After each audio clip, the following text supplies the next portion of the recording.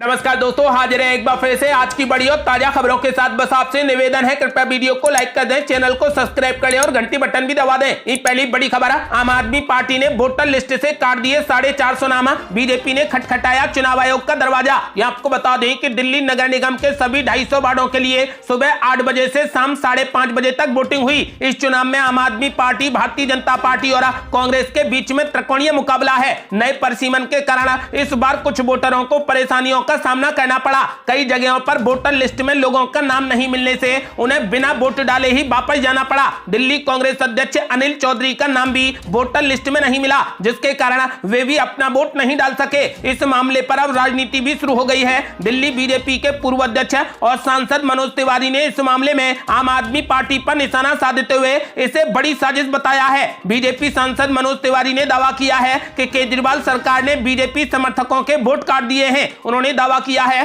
कि 450 लोगों के वोट काटे गए हैं। मनोज तिवारी ने कहा कि उनके पास में कई सारे लोग आ गए जिन्होंने ये शिकायत की कि उनके नाम काट दिए गए हैं। उन्होंने कहा कि 450 लोगों के नाम डिलीट कर दिए गए। ये चिंतित करने वाली बात है कि 450 लोगों का वोट काट दिया गया है। ये बड़ी साजिश है और साजिश रचने वालों की जगह जेल में है। आम आदमी पार्टी जहां जहां बीजेपी के वोटर हैं वहां वहां नाम कटवा रही है। आपको बता दें कि बीजेपी सांसद मनोज तिवारी ने इस मामले में चुनाव आयोग से शिकायत करने की जानकारी दी, साथ ही आगे लीगल एक्शन लेने की बात कही है। उन्होंने कहा कि अभी तो हमने दिल्ली चुनाव आयोग से शिकायत की है, अभी हम लोग लीगल एक्शन भी लेंगे। अगली बड़ी खबर, बीजेपी ने कर दिया बड़ा ऐलान, कहा एमसीडी, गुजरात और हिमाचल तीनों जगह खिलेगा कमल। ये आपको बता दें कि दिल्ली में एमसीडी चुनाव के बीच केंद्रीय मंत्री अनुराग ठाकुर ने कहा कि एमसीडी चुनाव समेत गुजरात, हिमाचल के चुनाव में भी बीजेपी की जीत होगी। हरियाणा के हिसार में एक कार्यक्रम में हिस्सा लेने आए अनुराग ठाकुर ने कहा कि जो काम देश और दुनिया के बड़े बड़े लोग नहीं कर पाए वो भारत ने कर दिखाया। उन्होंने कहा कि भारत में निर्मित वैक्सीन सिर्फ देश के ही नागरिकों को ही नहीं बल्कि दुनिया के कई देशों को भी दी गई। उन्होंने कहा कि मोदी सरकार ने आपदा के समय 80 करोड़ से अधिक गरीब लोगों को मुफ्त में अनाज देकर भूख से बचाया है। आपको बता दें कि दिल्ली एमसीडी के लिए रविवार को वोटिंग हुई। सुबह 8 बजे शुरू हुआ ये मतदान शाम 5:30 बजे खत्म हो गया और इसके रिजल्ट अब 7 दिसंबर को घोषित होंगे। आपको बता दें कि एमसीडी चुनाव को आम आदमी पार्टी, भारतीय जनता पार्टी और कांग्रेस के बीच में त्रिकोणीय मुकाबले के रूप में देखा जा रहा है। आम आदमी पार्टी और भाजपा दोनों ने विश्वास जताया है कि वे चुनाव में विजयी होंगी, जबकि कांग्रेस खोई हुई जमीन हासिल करने की कोशिश कर रही है। इस बीच अनुराग ठाकुर ने ऐलान कर दिया है कि एमसीडी, गुजरात और हिमाचल तीनों जगह पर कमल खिलेगा।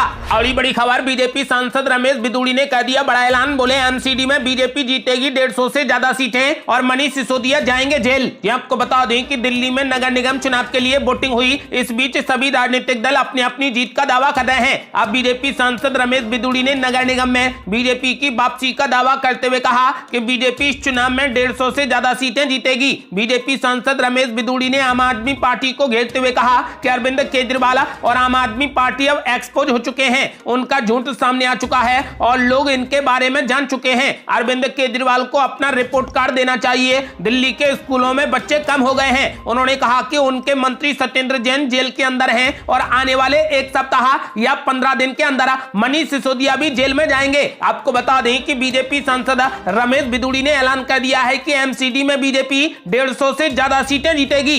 अगली बड़ी खबर, राहुल गांधी ने बीजेपी पर बोला बड़ा हमला। बोले पेट्रोल, डीजल और गैस के दाम क्यों नहीं किए जा रहे कम। ये आपको बता दें कि कांग्रेस नेता राहुल गांधी केंद्र की बीजेपी सरकार पर लगातार निशाना साध रहे हैं। ट्वीट करते हुए राहुल गांधी ने एक बार फिर मोदी सरकार पर बड़ा हमला किया है। उन्होंने ट्वीट करते हुए लिखा कि प्रधानमंत्री जी, भारत जोड़ो यात्रा आपके लूट तंत्र के खिलाफ लोकतंत्र की आवाज है, इसका जवाब दीजिए। राहुल गांधी ने कहा कि कच्चा तेल 25% सस्ता हुआ, एलपीजी 40% सस्ती है। ये 6 महीनों के अंतरराष्ट्रीय कीमत के आंकड़े हैं, फिर भी पेट्रोल, डीजल और गैस सिलेंडर के दाम कम क्यों नहीं किए जा रहे। उन्होंने आगे कहा कि प्रधानमंत्री जी, आपके लूट तंत्र का जवाब भारत जोड़ो यात्रा है, इसका जवाब दीजिए।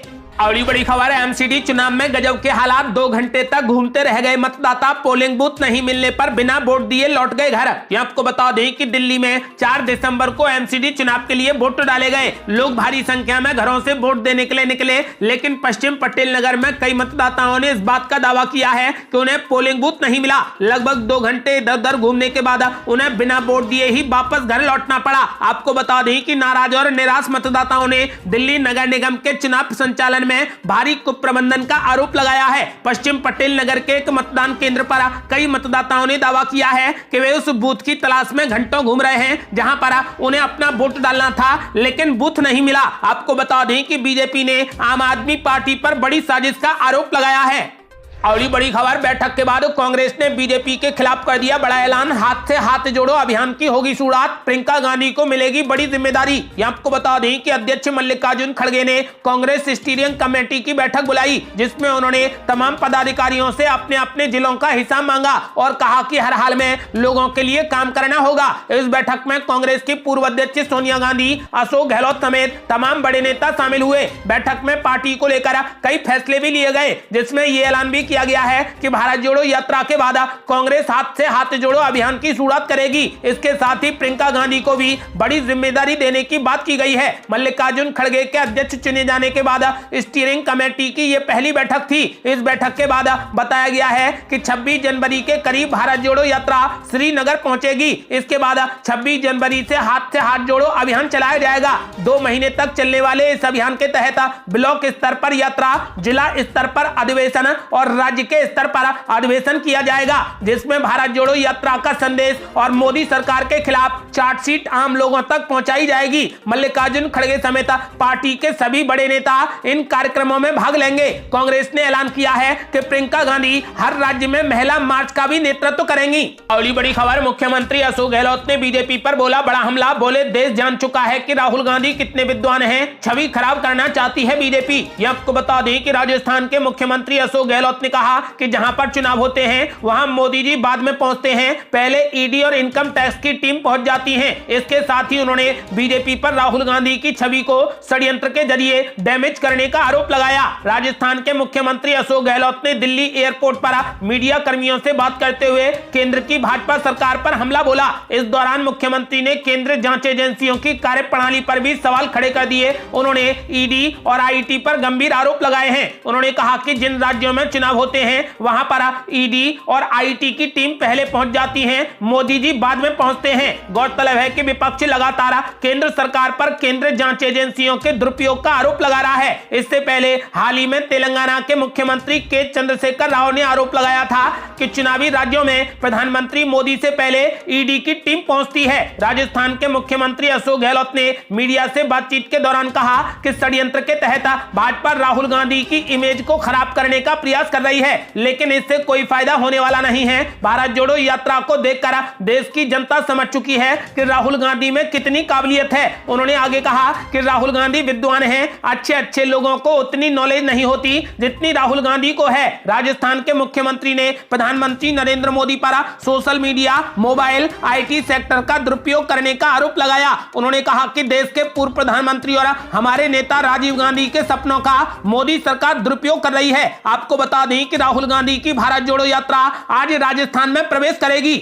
अगली बड़ी खबर, अशोक गहलोत और सचिन पायलट गुटों में खींचतान के बीच आज राजस्थान में होगी भारत जोड़ो यात्रा की एंट्री। पोस्टर वॉर के बाद अब सचिन पायलट ने जारी किया वीडियो। ये आपको बता दें कि राजस्थान कांग्रेस में सियासी हलचल के बीच अब राज्य में भारत जोड़ो यात्रा की एंट्री होने जा रही है। कांग्रेस नेता राहुल गांधी यात्रा के साथ आज झालावाड़ में प्रवेश करने वाले हैं। ये यात्रा 18-19 दिसंबर तक राजस्थान में ही रहेगी। इससे पहले यहाँ मुख्यमंत्री अशोक गहलोत और पूर्व मुख्यमंत्री सचिन पायलट के मतभेद खत्म होते नजर नहीं आ रहे। एक तरफ अशोक गहलोत सचिन पायलट गुटों में खींचतान रुकने का नाम नहीं ले रही, तो दूसरी तरफ अब और ज्यादा सियासी बवाल बढ़ने के आसार नजर आ रहे हैं। यात्रा की एंट्री से पहले राज्य में पोस्टर वॉर शुरू हो गया है। एंट्री पॉइंट पर राहुल गांधी के साथ में सचिन पायलट की तस्वीरों के पोस्टर नजर आने लगे हैं। इतना ही नहीं, उन्होंने अपने ट्विटर अकाउंट से एक वीडियो भी जारी किया है जिसमें वो जमकर राहुल गांधी की इस यात्रा का प्रचार भी कर रहे हैं। हालांकि भारत जोड़ो यात्रा को लेकर राजस्थान में तैयारियां पूरी कर ली गई हैं,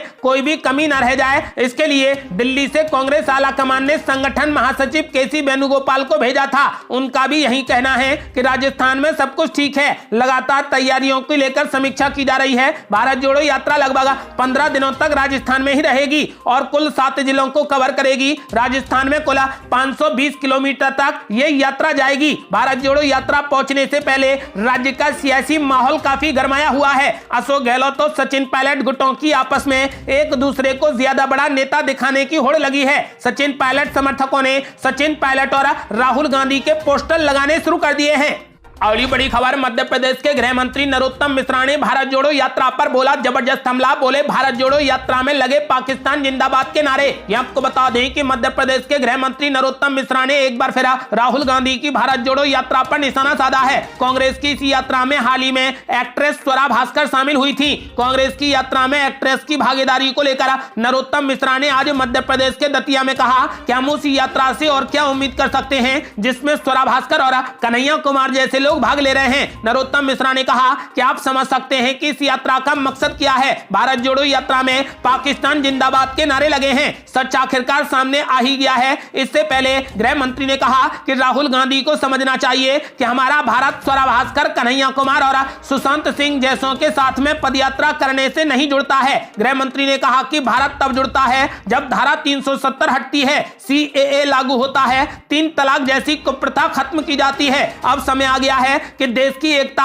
और अखंडता के लिए समान नागरिक संहिता की परिकल्पना को मूर्त रूप दिया जाए। मेरा कमलनाथ से आग्रह है कि वे कॉमन सिविल कोड पर अपना नजरिया जनता के सामने पेश करें। ये थी अब तक की बेहद बड़ी खबरें। आपका क्या मानना है, इस बार MCD चुनाव कौन जीतने वाला है? अपनी राय हमें वीडियो लाइक कर कमेंट बॉक्स में जरूर दें। ऐसी ही ताजा और न्यू अपडेट जानने के लिए हमारे चैनल को लाल बटन दबाकर सब्सक्राइब करें और घंटी बटन भी दबा दें। जल्दी मिलते हैं बड़ी अपडेट के साथ, तब तक के लिए जय हिंद, जय भारत।